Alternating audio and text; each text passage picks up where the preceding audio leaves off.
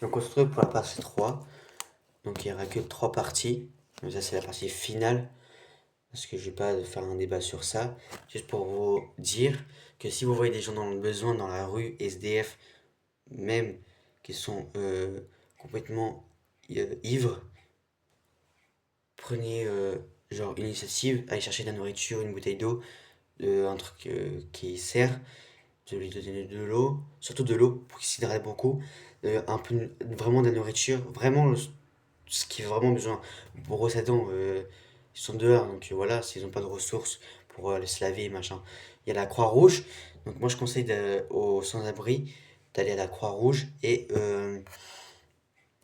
voilà, donc si vous voyez des SDF sans tente, sans rien, sans couverture, sans rien, si on est en pleine journée, vous appelez la Croix-Rouge, c'est un numéro gratuit, un numéro qui répond H24, qui est ouvert de 7 heures du matin jusqu'à 18 heures.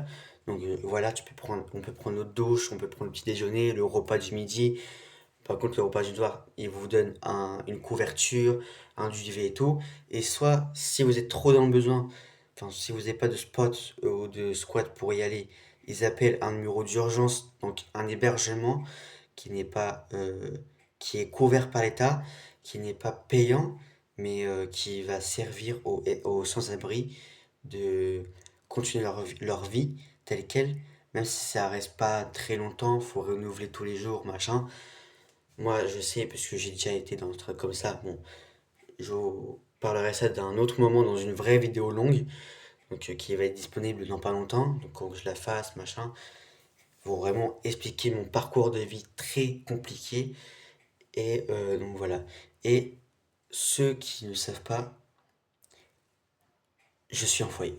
Donc voilà, je suis en foyer de PJJ, protection euh, judiciaire de la jeunesse, donc qui est pour ceux qui font des bêtises comme TDM, donc tentative de meurtre, séquestration, de trafic de drogue, bref, tous ces jeunes-là vont dans un foyer, le foyer la c'est l'étape avant la prison ou le CEF, donc centre éducatif fermé, ou la prison directement pour mineurs. Donc voilà. Donc il y aura une vidéo longue qui sera disponible dans 5 à 10 jours, voire 2 semaines, 3 semaines, tant que je la fasse faire, tant que je, je la fasse, donc elle va durer 1 ou 2 heures, tant que vous comprenez bien mon parcours de vie, je vais bien mettre les points sur les i et tout.